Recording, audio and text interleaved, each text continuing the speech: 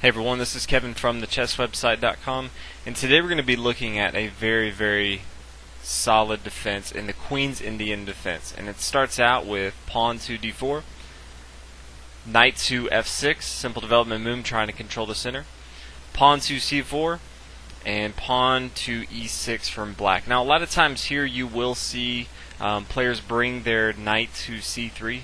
Very good place for this knight and simple development move. But this comes into the Nimzo Indian defense, and a lot of white players don't like to play this because a lot of times they'll have doubled pawns, and even top players, a lot of GMs will try to avoid the Nimzo Indian defense. And so instead of playing knight to c3, they instead play knight to f3.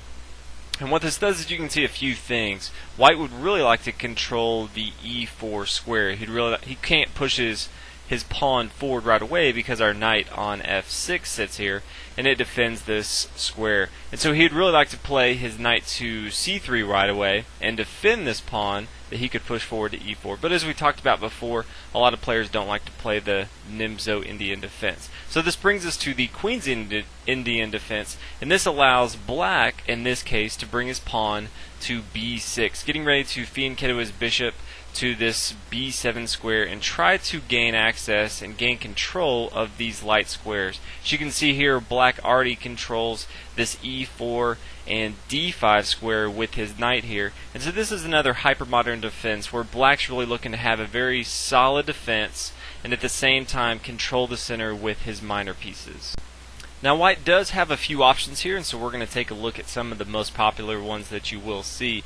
But more times than not, the move that you're going to see from white to combat our b6 move is white playing pawn to g3, and he does this because it's very important for him not to just give up these light squares. It's very important for white to at least try and hold them off by means of bishop to g2 eventually. It doesn't have to do that right away, but you really don't want to just concede this entire light square diagonal to black, because that really gives black the opportunity to counterattack anytime he wants to. So this is a very popular move that you will see from white. And now here, black actually has two main options. One I prefer, but two that you'll see a lot. And the first one is the old line, and I don't prefer it too much, but you will see a lot of play with it, and that's bishop to b7.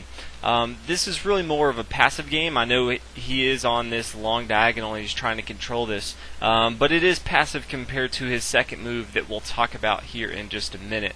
But from here, the light square bishop for white can come to g2, again contesting these light squares that we have here. Black's really trying to hold on to this square on e4. He really doesn't want white to be able to push his pawn to e4 and just have a complete dominant center control here.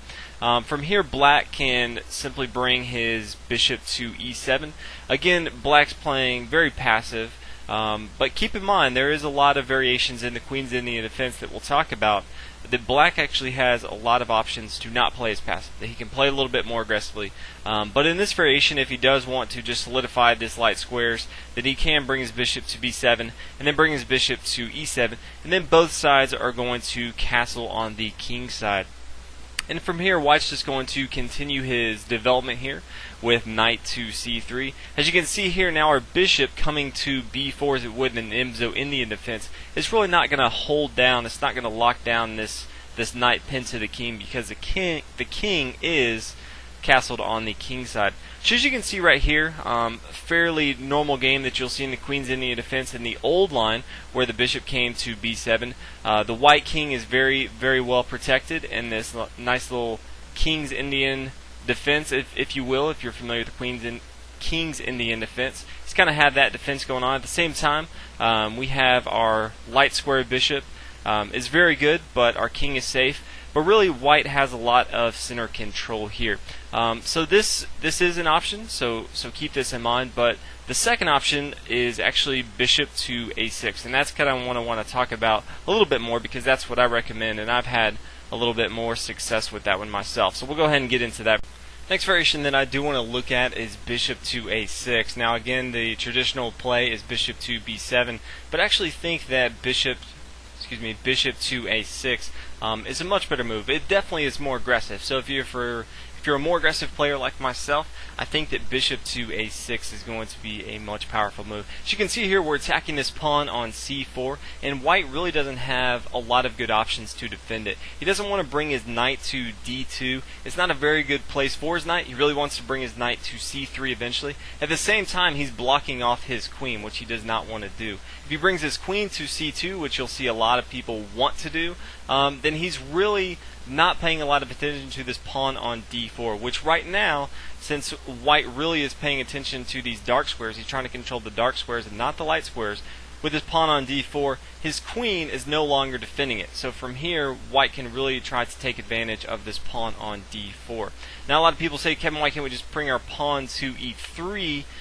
Simple discovery defense on the c4 pawn. But as you can see here, what's defending this pawn on c4? It's this bishop on f1, and since white played pawn to g3, he really wants to fianchetto his bishop to g2. There's no sense in playing g3 if he's going to have this bishop on f1 defending this pawn, because as soon as he fianchettos, then he's going to have another defender come to defend this c4 pawn.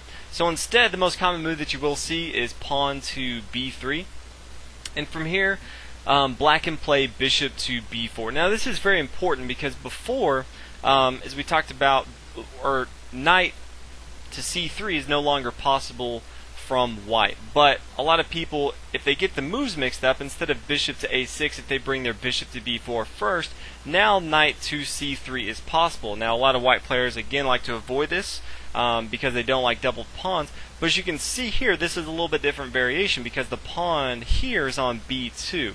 So it's very important that we, one, bring out our bishop to a6 to attack this pawn, but also to get this pawn to b3 so it's out of the way. And when we bring our bishop now to b4, then the knight can no longer come to c3, because then we'll just capture it and go up 3 points and just GG white there. So from here, white has two options, and the worst option for him is knight to d2. And this is actually going to be a trap that I'm going to make a video on just here in a minute.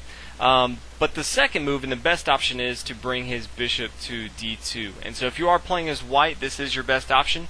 If you do see, however, knight coming to d2, make sure you check out the trap video and see what to do there.